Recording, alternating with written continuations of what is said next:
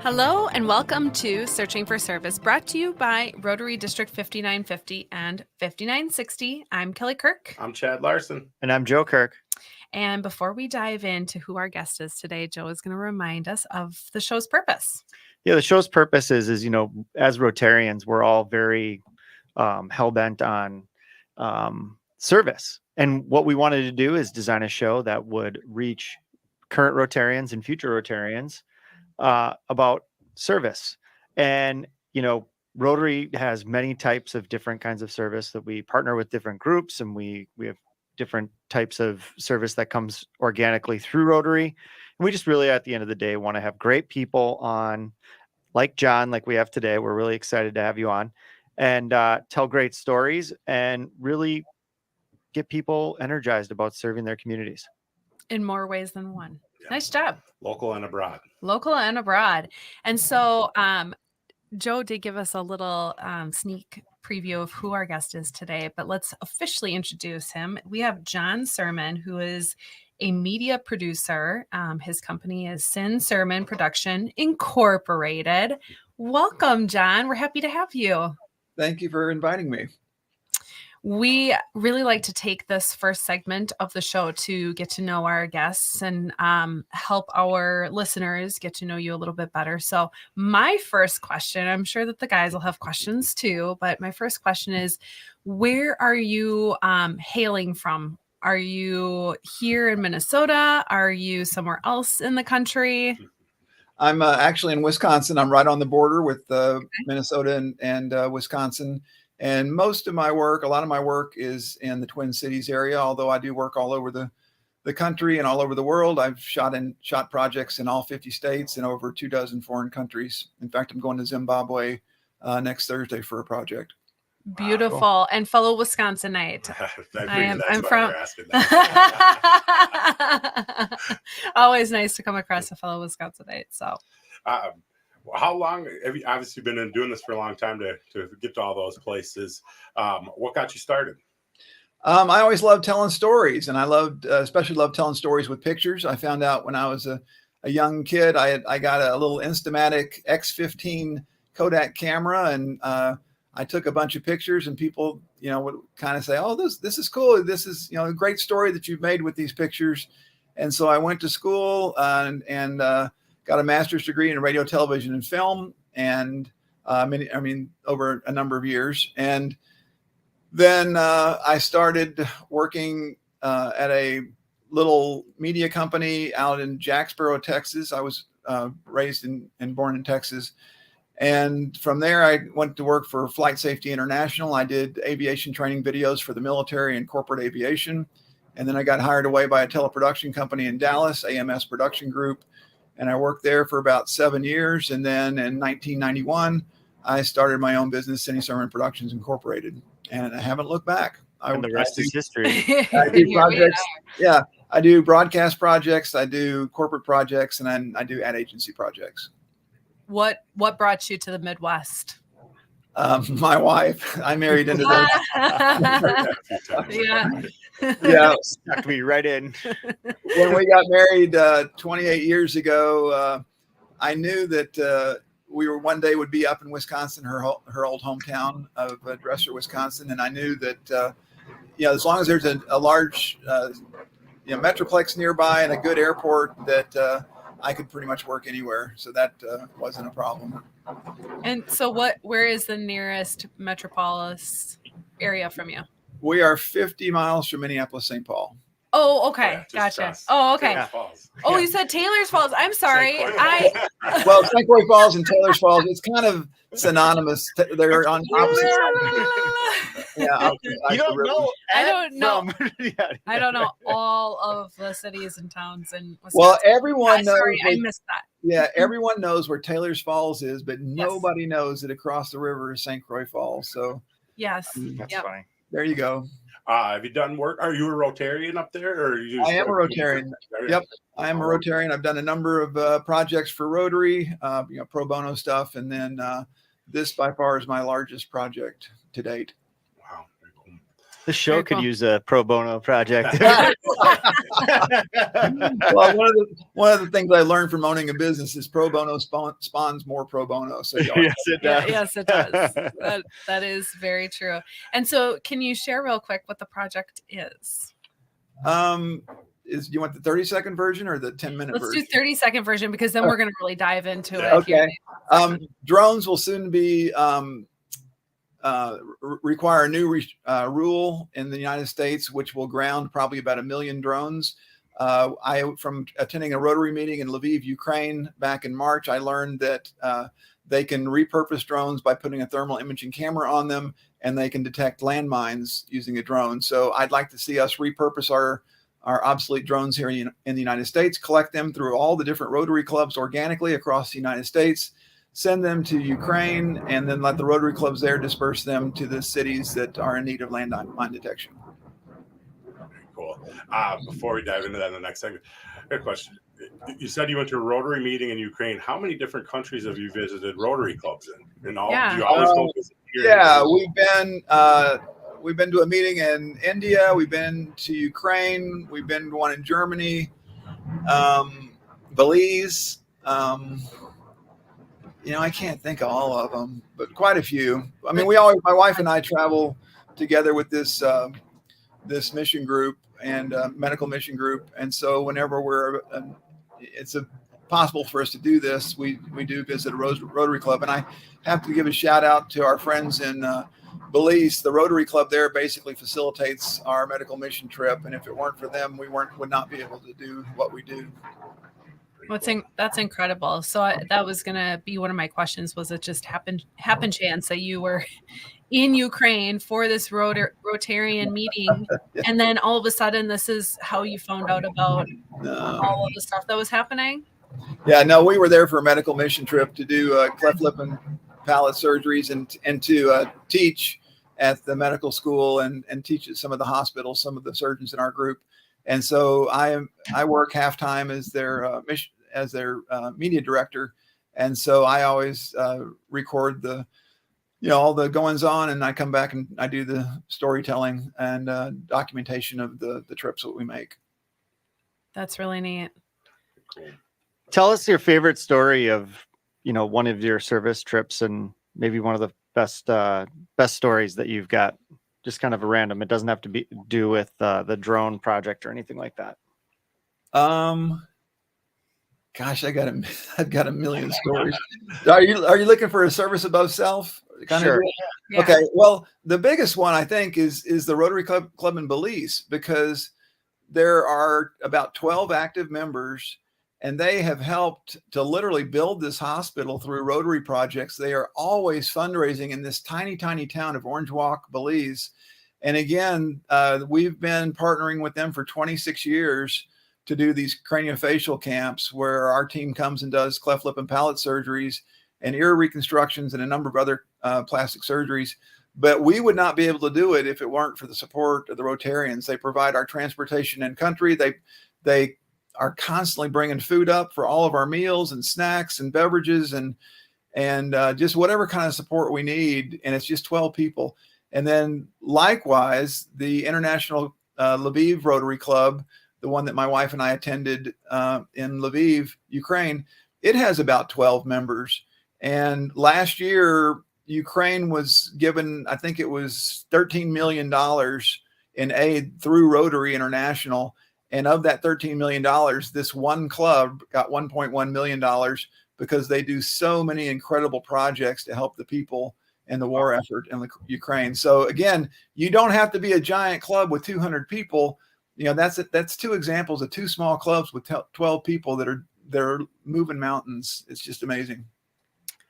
And that right there is the very power of Rotary. It does not matter, like you said, the size of the Rotary club, and it's just what kind of impact do they want to make, and how hard are they willing to push to make that happen. When you go and visit the clubs, you're shooting and trying to tell the story on top of just visiting often. Right. Yeah. If I would have thought about it, I could have had some images from the Rotary Club in Lviv or the Rotary Club in Belize, where I could have shared screens with you, but we'll grab. You can send them after, and we'll try and put some stills on. So yeah, we can add those in, and people will be able to check them out. And yeah, no, that could be cool to see, because I'm sure that's part of, as you told us, the storytelling, and that's what you do. So we'll definitely link some and put them up, because I think we'd be pretty interested to see with in Ukraine. How is that a big city? I'm not familiar with it, or is it more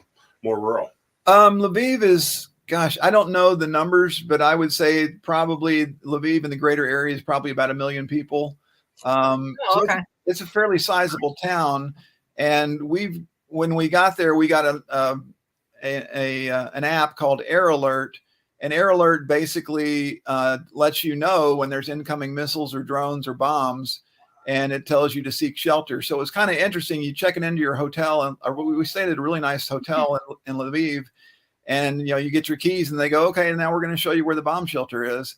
I mean, that's kind of something that is not a standard procedure. No, and the week before we were there, 6 people were killed in a missile attack, and people were like, wow, well, weren't you concerned about that? And it's like, well, that's like saying 6 people were killed in a missile attack in Minneapolis yesterday. That wouldn't keep me from going to Minneapolis, because it's just got to be your day, to get hit like that. But we get, my wife and I continue to get the alerts, even though we're not in country, because our friends are there, and we want to share their experience, and that's our opportunity to pray for our friends whenever we get the Air Alert. And I got one just this morning. We get about 2 a day almost. That's wild. Well, that'll be a great way to segue into our next segment. We should launch into our next one. Yes, unintended. Sure. As a reminder, you are listening to Searching for Service. I'm Kelly Kirk. I'm Chad Larson. And I'm Joe Kirk. We'll be back.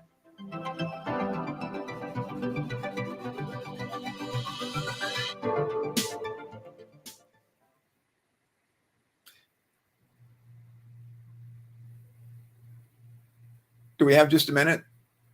I'm not hearing anybody.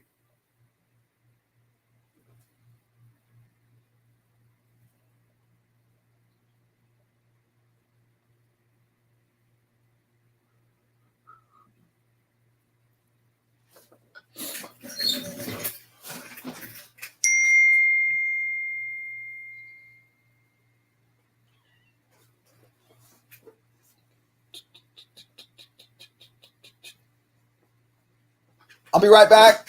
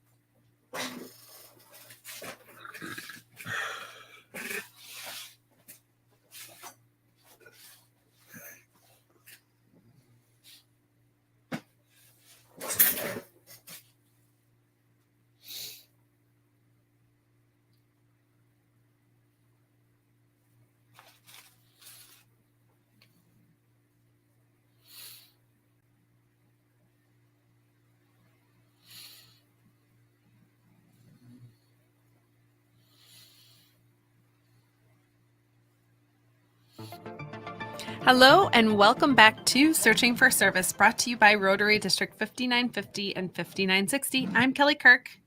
I'm Joe Kirk. And I'm Chad Larson. As a reminder, you can find us on your favorite podcast platforms, and we love 5-star reviews. Like, comment, share it.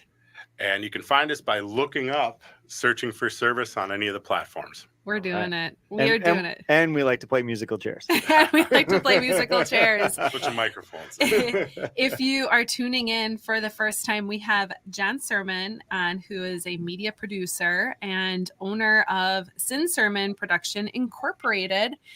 So this last segment, we really got dove into who is Jon Cermin and got to know him a little bit better. And this next segment, we're going to really dive into what is the purpose of having Jon on this show. There's a big purpose, actually. And so, Jon, would you please share with our listeners? We gave them a little bit of a preview in the first segment about some of the drone stuff that you're focusing on, but let's give them a little bit longer briefing on that. All right, thank you. So my wife and I were in Lviv, Ukraine on a medical mission trip back in March of 2023. And whenever we travel, we always try and visit a local Rotary club. So we went to the International Downtown Lviv Rotary Club, and we were very welcome there. It was a very small group, but we had a delightful time with them, and we're just blown away with the things that this tiny club has done.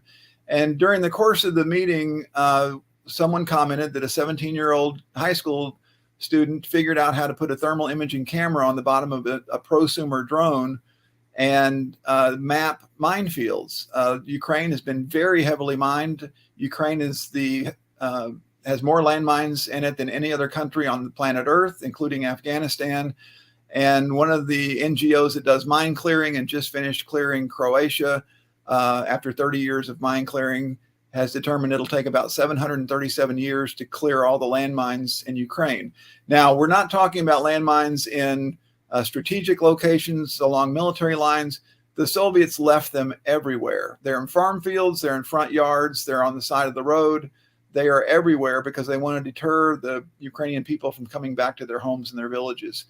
In fact, one of the gentlemen that I was on a Zoom call early in this project with, his friend went back to his home to just check on things because the whole village had to be abandoned when the Russians took over, and his leg was blown off in his front yard by a landmine. And he had no idea that they would have gone that far into these communities or into those areas. But the landmines are called double tap mines, meaning the second person that steps on it is the one that trips it. And the purpose for this is not only to injure people, but to injure the people who come in to rescue the people. And the mines are meant to maim you, not to kill you, so that you become a drain on the medical, the local medical industry or the national health industry, as well as you became a drain on society because you've been injured. So landmines are a terrible thing. And again, they're everywhere. It's keeping people from going back home. And there's got to be a better way to clear landmines. Again, they expect about 737 years to clear all the landmines in Ukraine. It's just wild. Yeah. So take that amount of time, but it's understandable if you've got them all over the place. Right.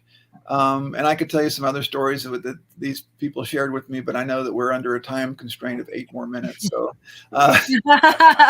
so anyway, if you like, I can get to the point of what we're asking for. Let's do it. Yeah, let's chat about it. Okay. So on September 16th, the FAA rolls out their remote ID project, and remote ID it's a law, and remote ID basically states that every drone in the United States must be equipped with remote ID. If it's not equipped. Sorry to interrupt you. Yep. Will you tell us why the drones are important first? You're talking about the drones, but how they can clear them with the drones. Yeah. Okay. Oh, I'm sorry. Yeah. Make the connect. Yeah. Yeah. Okay. Yeah.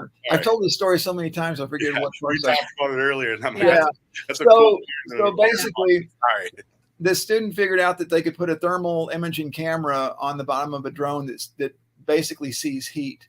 And so in the cool of the evening, he goes up over these fields and looks down on them. And of course, these drones have very, very accurate GPS locating, and he can take a photo of a field, and everywhere where there's a metal mine, that mine will glow in the ground.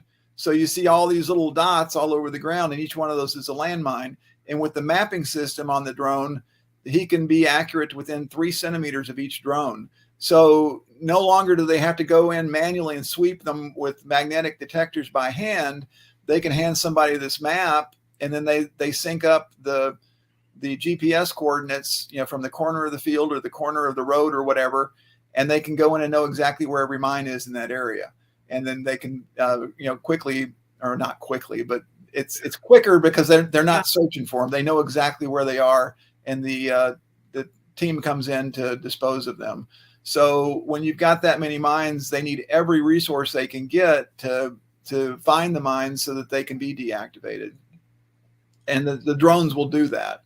Sorry, so I wanted to make sure that was a big. That's pretty cool. So while this is, this is all coming to fruition with this high schooler who has figured this out over here nationally, or domestically, I should say, we have on September 16th, you were saying, actually, I'm just going to let you take it away because I'm not going to be able to reiterate. So actually, it was a kid from Ukraine that figured this out. It wasn't someone in the U.S. Yeah. So on September 16th, every drone in the U.S. will be required to have remote ID. And as a side note, I don't think I mentioned this earlier, but I teach a Part 107 commercial drone class at the University of Northwestern St. Paul. And so I'm very familiar with all the rules. I work very closely with the FAA in vetting my materials, and every now and then I have a conversation with their guy to, for specific questions or whatever. But anyway, the point is, if you don't have remote ID, your drone is illegal in the United States on the 17th. And remote ID is a radio transmitter that shows other aircraft. It shows air traffic controllers, and it shows law enforcement what the exact location of the drone is and the exact location of the operator. And this will help the FAA crack down on illegal drone operations, which there are very, very many. And so again, if you don't have that, your drone is garbage. It's useless. You cannot take off in the United States on September 17th if you don't have remote ID. So this is going to render probably between half a million to 1 million drones obsolete. I have 3 of these Phantom 3 drones. None of these have remote ID, and all 3 go in the dumpster on the 17th because I can't fly it legal in the United States. So my thought was, well, why don't we collect and repurpose these drones for landmine detection in Ukraine? Well, the problem with that is I can't send a drone to Ukraine because a drone can be weaponized. This drone will lift about a pound, and a hand grenade weighs about 5 ounces less than a pound. And so that my drone could be weaponized, and the U.S. government will not allow us to ship weapons to Ukraine. So if we could do this as a Rotary International Humanitarian project and guarantee that these drones will only be used for humanitarian purposes only, then the U.S. government will lift that ban and allow us to ship drones into Ukraine for the purpose of landmine detection. It is just incredible, the connection points that are happening here from you visiting that Rotary in Ukraine, finding out about what this high schooler has done in Ukraine for the drones and the heat recognition and all that stuff, coming back here, I think, and then finding out about all of this that is happening on September 16th and going, well, what if instead of wasting having all of this stuff just go into the garbage, doing this repurposing? And it's just incredible, John. It's absolutely incredible. So cool too. And we want to be good citizens. We don't want to fill landmines up or landfills up with plastic or NiCad batteries, because the batteries become useless too. So it's a great way to repurpose and do something really good for society.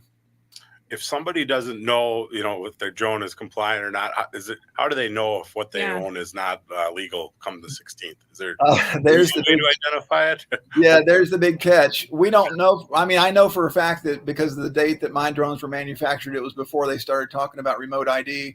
I also own a DJI Air 2S, and before I bought it 2 years ago, I asked the manufacturer, "Will this be remote ID compliant?" And they said, "We can't tell you if it will or not, but you'll know on the day that it rolls out on the 16th if it is." And so my thought is a lot of these manufacturers have put software in the drones that they can automatically switch on when you download your updates, and it will switch on the remote ID. And no one wants to say that they've got it just in case the FAA changes the parameters or changes something else, because then they go, "Oh, well, we didn't add that." Yeah. And so no one's saying that they've got it. So you won't really know until the 16th when it goes into effect. And there's a possibility. I talked to my FAA friend, and in their drone department.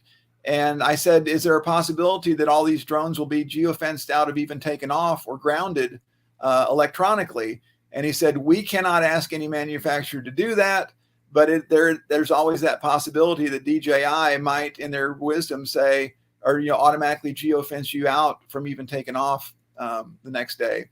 And I have been geofenced out flying legitimate jobs electronically, so I do know that it works and it happens. So that's a possibility. So it's a possibility your drone just might not work that day, and it's obsolete. Yeah. What you're trying to say too is all my aerial photography and drone work is going to go up in price. Yeah. Well, also I got to add this, because I'm a licensed pilot and I'm a teacher. If you are not Part 107 and you're flying and taking photos of things and posting them, you are in violation of a couple rules there with Part 107. There are over 800 categories of commercial video or commercial flight with drones. And as my friend Paul says, it's easier to say what's allowed than it is what's not allowed. And what's allowed is if you own a drone, you can fly it in an air park, that if you belong to a chartered air club or flying model club, and because there's an exclusion for those people, but it can't just be you. You have to be a member of a chartered flying club, and that's the only way you can fly in U.S. airspace. Well, and John, what else is not allowed is us going over on our segment. I see the big clock with the big goose egg. Yeah, I see. We'll make it up. Don't worry about it. So we'll pick up this convo on our next segment. Thank you for tuning in. This is Kelly with Searching for Service. This is Joe. And I'm Chad. We'll be back.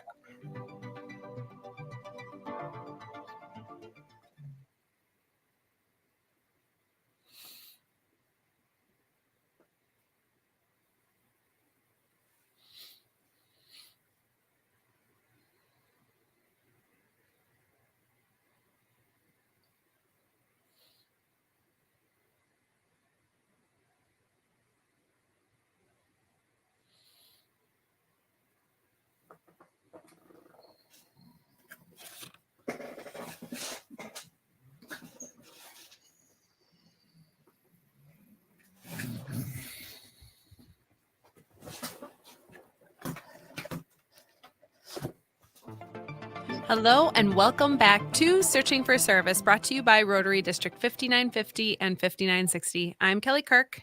I'm Joe Kirk. And I'm Chad Larson. As a reminder, you can find us on your favorite podcast platforms and like, comment, share it. And we're also on YouTube.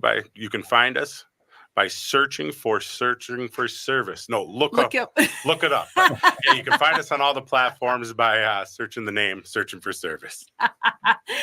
We always have fun with that one. So if you're tuning in for the first time, we have Jon Cermin on, who is a media producer and owns his own company, Cermin Production Incorporated.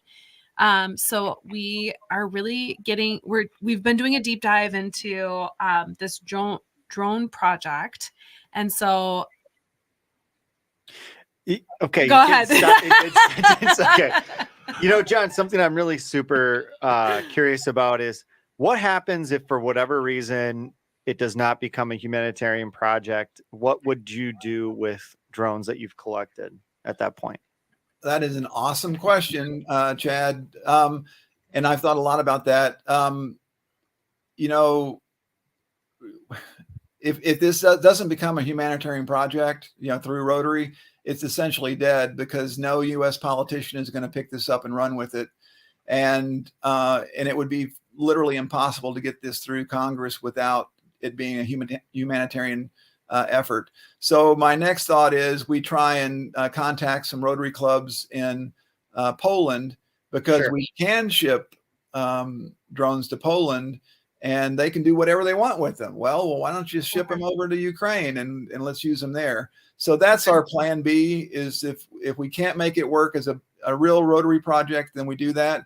And I don't know that, to be honest, I don't know that we could legally even use Rotary clubs to collect them, because we've kind of tipped our hand as to what we're doing. And if Rotary International says no, we don't want to be a part of it, to have a Rotary club follow through and start collecting drones, we're looking at, big issues and big problems. So it'll make it really, really hard to collect if the Rotary does not accept this as an international project. But it is so important to get the word out now, because I mean the deadline's soon, and then you're gonna have a lot of people with dead drones. Yeah, they're gonna know what you're supposed to do with this thing. Yeah, and I pulled all my hair out over this project in the last 4 months. I started this back in April, right after. I mean, I mentioned this to them at the meeting in March, and I said, "Hey, we could do this thing," and they go, "Oh yeah, let's work on it. Let's work on it." And so I've been working on it since April. And first, I was having all kinds of problems on the U.S. side getting any politician to listen to me, and because they all said it's impossible because you're sending something that can be weaponized. And I said, well, what if we made it humanitarian? Well, yeah, then we can do it. So then we started working with Rotary, and Rotary, the president is very excited about the project, but he needs a letter from a ministry or a cabinet level position in Ukraine saying that they want it. Well, that took 3 months to get, and allegedly this morning we're going to get that letter, but it has to go to the embassy in the Ukrainian embassy in Washington, D.C. to get approved. And then it goes to the president of Rotary a week later. So we're going to be after the deadline by the time Rotary gets the letter. And I get bombarded every day with ads to update my drone, because it's gonna, if you don't have remote ID, you're gonna be grounded and violation. So you best buy a new drone now. Here's a sale we're having. And so there are drone owners across the United States that are getting these ads, and once they get their new drone, they're going to trash their old one because it is illegal to fly. So I really, and I kept trying to stress to my friends in Ukraine, if we get on this after the 16th, we could lose, hundreds of drones every single day. And again, I think we mentioned on another segment that, I've estimated that there's between 500,000 and 1 million drones that are going to be obsolete. So, how many of those could we net if we could get this going sooner? But the wheels of government just turn dreadfully slow. So hold on to yours until you know if to throw it away. Yeah. Right. So the message to people that are listening to this is, hang on to your old drones. We might have something for you. Ukraine's dealing with literal landmines. John's dealing with the proverbial landmines of politics. Bureaucracy. Yeah. So, but it sounds like that we'll hopefully have a solution here. But I do applaud you for, I think it's such creative thinking. Yeah. Regardless of outcome, it's such creative thinking and opportunity. Like, it meets the opportunity. I mean, how often does an entire segment of, something become obsolete? Right. It doesn't happen very often. And to be able to repurpose that almost immediately to something that can help humanity and, really kind of neutralize this unthinkable, reality that Ukraine is dealing with. Well, here's one other thing that might work in our favor.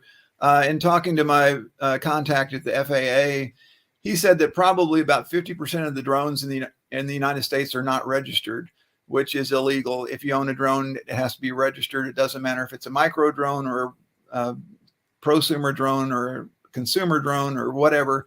Every drone in the U.S. must be licensed unless it weighs less than 5 grams, which, those little tiny toy ones. So he said those people are not getting the ads because they're not registered. And so they're not getting the ads to upgrade your drone. They're not getting the warnings that remote ID is rolling out on September 16th. So they're totally ignorant to all of this. So he's saying you can still attack that market because they're probably still flying their drones, albeit every one of them's flying illegally. But, he said your market's not done on the 16th because there are so many people that are, basically the outliers that don't follow the rules. So then what does that, how are you going to get the message to these people across the Yeah, the plan not is a show like this. Yeah, I mean, other than this, right? Because right. this is show, a perfect platform to capitalize on that. But other than that, yeah. So that's a great question, Kelly. So what it would be I'll produce a little 1 minute, like a PSA. We'll roll that out, and this all assumes that Rotary is behind this. We'll roll this out through all the different Rotary clubs, through the Rotary International Organization, and have each club in their own community do a social media blitz through their website, through their local media, through their newspaper, through radio shows, interviews, whatever. And we'll try and do a rollout that way. And who knows? I know some media people. I could probably get on TV in the Minneapolis market. It might get picked up, and we might get some more bandwidth with it that way. But the point is, if we could do it through Rotary, think of how organic it is. I live in a town of 2,300 people, and we've done projects. We've sent boxes of books, or a container full of books, to Kosovo. We've done water projects in Turkey. We've done water projects in India. We've done sanitation projects in Haiti. I mean, we've done all these things, and it's just like there are 14 of us. And so think of how big Rotary is with just a few people. And those examples I gave you on the other segment, where there's 12 people that are moving mountains in their clubs. So, once we roll this out, if we could roll this out, across the United States through Rotary, I think that's the way to do it, because we can hit such a huge market. Mm-hmm. Has it been in the news much, that this coming up? I haven't noticed it, but there's been zero in it, There, if you're not a registered drone user, you're probably totally unaware that it's happening. I mean, there are so many people that are ignorant of the laws. I mean, when you buy your drone from Best Buy, or pick your big box place, there's a little warning on the side that says make sure you follow all the applicable rules of the Federal Aviation Administration. Well, that basically, what they're not telling you is there's one way that you can fly it without a license, and that is as a chartered member of a flying club, a radio control flying club, in their specific designated space, their specific airspace. Period. You can't fly. You can't fly in your backyard. You can't fly. I have so many follow-up questions, but I'll save it for after the show, because it's not in any correlation to what we're talking about. And nobody knows any of these rules. They just go, okay, I'm going to fly safe. I'm good. I'll just fly safe. Yeah. Wow. It's incredible. There's a lot, with the radio station, there's stuff we have to do with the FAA because of towers and stuff. And I mean, it's technical, and then there's not a lot of resources. I mean, other than going right to the website. So I get it, that it's information that doesn't always get out there on to the main. Public. And once you break contact with the ground, you are now in federally controlled airspace. And even if it's Class G, which is where I am, which means there's no air traffic controllers. I've had several jobs where I've had not incidents or close calls, but I was in the middle of nowhere in North Dakota shooting grain fields for BNSF Railway. And here comes this crop duster zipping through my airspace at 100 feet. Oof. And I was above him. And fortunately, I heard him and saw him that I could get out of his way quick enough. But, we're sharing the same airspace. When I was teaching my class in St. Paul, I had a student that was flying, and here comes a plane under the cloud deck, and he was deviating from some rules to avoid. He had to be, so many feet below the clouds, but that put him in my airspace. And so, you have to know all these rules. There's a reason. And one of these days, I hate to even say this, but some punk kid playing with the drone is going to bring down a medevac helicopter or a police helicopter, and everyone's going to go, how could this ever happen? I've got a friend who flies for the news, and he has close calls all the time with drones. And every time he does, because he's got that fancy camera, he shoots both a close-up of the face of the drone operator with the controller in his hands and a license plate number, and he turns it all over to the FAA. Yeah. I think that is a perfect way for us to end this segment and roll into our next one. And so, as a reminder, you are listening to Searching for Service. I'm Kelly Kirk. I'm Joe Kirk. And I'm Chad Larson. We'll be back.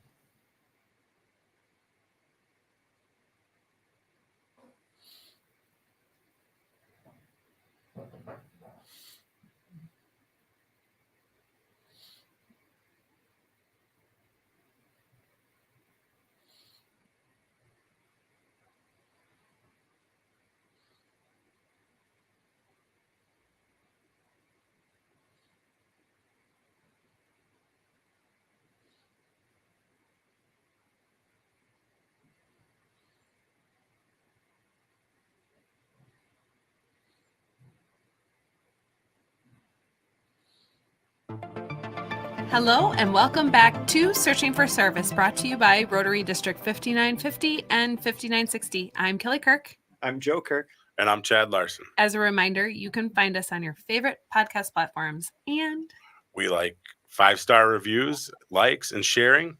And you can look us up. There you go. By putting in Searching for Service. On your favorite podcasting platforms or YouTube. Yes. It's so nice to have 3 people here. We can just boop, boop, boop. You got that. You got that. Okay, perfect. If you're tuning in for the first time, it's very unfortunate because we've had an incredible guest on by the name of Jon Cermin. He's a media producer and owner of Sin Cermin Production Incorporated. I want to pass it on over to you, Joe. Well, I always like the last segment. We talk about the future, and a lot of times we talk about the projects that we've discussed on the show, Rotary, maybe your role and what you're doing. So why don't we just start with that? Like, let's just dream for a moment, and you can just take it away and say, what does this project look like to you? If it goes through. Yeah. I get kind of emotional when I think about this, but if it goes through, there'll be hundreds of thousands of Ukrainians who will be able to go back to their homes and not worry about being maimed or killed. They won't worry about their farm animals or their pets being maimed or killed, and they'll be able to live in peace and in safety. Right now, that's far from reality. People just can't go home because it's just too dangerous. And these are the things that we, we're all very much aware of what is happening in Ukraine, but not details like this, and the severity, like truly the severity of it, and the continuous impacts that are happening for individuals or families who are like, I want to go home, and they can't because, for these purposes too. It's just wild to me. Well, I mean, it's the Russians' versions of slash and, like, they used to do the slash and burn of all the towns, and so that nobody would populate them, and it's their version of doing it. Yeah. It's really sad. Yeah, when we were at the meeting, there was a young lady who I believe is now the president of the club, and she showed a little video she shot on her phone where she and a friend, actually 2 friends, shuttled an ambulance and an SUV to the front lines of Ukraine. Lviv is on the far west of the country, and all the war is on the east side of the country and the north part of the country. Anyway, it was heart-wrenching because they drove through community after community that were just shot up, and like the community sign just being shot to pieces. I mean, what purpose would that serve? And she said that they had to drive straight through both ways. They could never pull off to the side of the road to take a break, because if you pulled off, you could get blown up by a landmine. And as another side note, the reason they took an ambulance is the Russians specifically target ambulances, which is against the Geneva Convention, but they specifically target ambulances because they know that they can get a driver, an EMT, and 6 soldiers in the back with 1 missile. And they go through, I believe it's 6 ambulances every week in Ukraine. So they have a dire need for ambulances. And we're not talking about the fancy kind that we see with the neon colors and the flashing lights. They just use box vans and sprinter vans with 6 welded racks in the back to carry 6 soldiers. But they still get targeted. And it's horribly sad. It is. I mean, I'm at a loss of words, actually, hearing some of that impact, and it's just wild to me. So as you know, we're getting towards the end here. Obviously, we'll find out more on the 16th on the program, and well, not on the program, but on the drones. People find out, and then after that, we'll send out updates. And you're hopeful, you think, within 2 weeks that this may come to fruition, 2 to 3 weeks, or what's the best case and what's the worst case on if it does? Yeah. So as a humanitarian, that's a great lead in here. I've been told twice in emails that the letters are going to be signed. This was both times on a Friday. The letters will be signed either today or Monday for sure. Well, those 2 dates passed. The last date was last Friday. And then I was told this morning by someone that I actually believe and trust that the letters did go out yesterday to be signed by the ambassador in Washington, D.C., the Ukrainian ambassador, because he has to approve this whole project before it can go to Rotary. And apparently it will take 1 week for that ambassador to review everything, do the legal stuff, and then finally put a signature to it. And once that happens, then it'll go to the Rotary president. That process, I'm guessing, could take a week. I don't think it's as simple as just saying, hey, I'm going to rubber stamp this. I think it's got to go through the board of directors, and it's got to go through legal to be vetted by them. So we're looking at probably 2 weeks before it becomes a Rotary project. And at that point, the floodgates open, and we need to get moving with all this. And I guess the unfortunate thing for me is I'm going to be in Zimbabwe from the 14th to the 24th. So there's a possibility when this happens, I will be out of the country and unable to do anything. So I had planned. Hopefully you've delegated that to somebody. Yeah. So something I just thought about, John, sorry to interrupt. Yeah. Is when this becomes, a Rotary project, that's us, being futuristic. Have you considered going to the manufacturers directly? I mean, they've got to have excess surplus of these types of drones that are no longer viable. Well, I don't know. I honestly, I don't think that they do. And the reason is you can go on Amazon and find, my old Phantom 2 or Phantom 3s, for $400 or less. And manufacturers, they want you to buy a brand new Air 2 or a Mavic or whatever. They don't want you to buy an old technology drone. In fact, it may be illegal for them to sell something that's not remote ID equipped, knowing that that's going to come out. I mean, you'd be really ticked off if you bought an old Phantom 2 and then found out you couldn't fly it. So, and these drones are all, I think I bought one of them in 2018 and two of them in 2019. And the last one I bought in 2022 or 2021. So, back in the old days, no one was even thinking about remote ID. So, and some of them may not be flying anymore. I mean, who knows? But the manufacturers aren't going to help you buy an old drone. They want to put you in a new drone. So we have just a few minutes left, and hopefully my question isn't the last question, but my curiosity is when you went to this Rotary meeting in Ukraine and found out about what this high schooler had done for the drone footage, was there any conversation or numbers statistically on how that can shorten the amount of time it would take to clear all of those mines out from Ukraine? Yeah, Kelly, that's an awesome question, and that is a very important question. And I think it'll have a huge multiplying effect on clearing the landmines, because think about, how many Rotary clubs there are across the United States. If you just had Rotarians and just 4 people from each club went out into the community with the drone, think of how quickly you could clear a whole community, this way. And, we're hoping that we collect enough drones that we have thousands of drones, so every community could have 15 or 20 drones. And, the Rotary Club there in Lviv is going to train the people on how to do the mapping and how to hand off the maps to the people who do the mine removal. So, the more we have, the faster we'll clear Ukraine of these horrible mines. That's cool. I mean, I got to imagine the magnitude of the help is it cut down to a couple of years. I mean, it's got to be pretty significant. Right. And the other deal is, the government's so worried about, you're going to weaponize these old prosumer drones.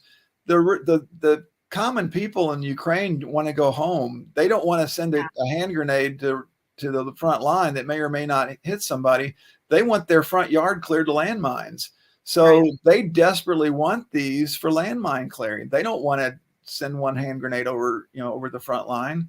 Mm-hmm. So the idea that this is truly a humanitarian program, is irrefutable. Yeah, someone could hijack a truckload of drones and do that, but they really, really, really want their lands to be free of landmines. And they know how many have been seeded, and they know how many decades or centuries it's going to take to do it. So the more we can send them, the much better off they'll all be.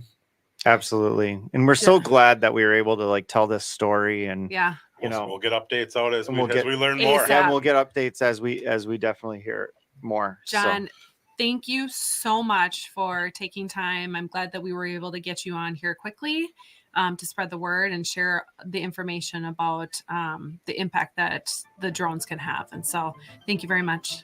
Appreciate you. Thank you very much. Thanks for having me on your show. Thank you for tuning in to Searching for Service. I'm Kelly Kirk. I'm Joe Kirk. And I'm Chad Larson. You can, it's time to stop searching and start serving. Thanks for listening.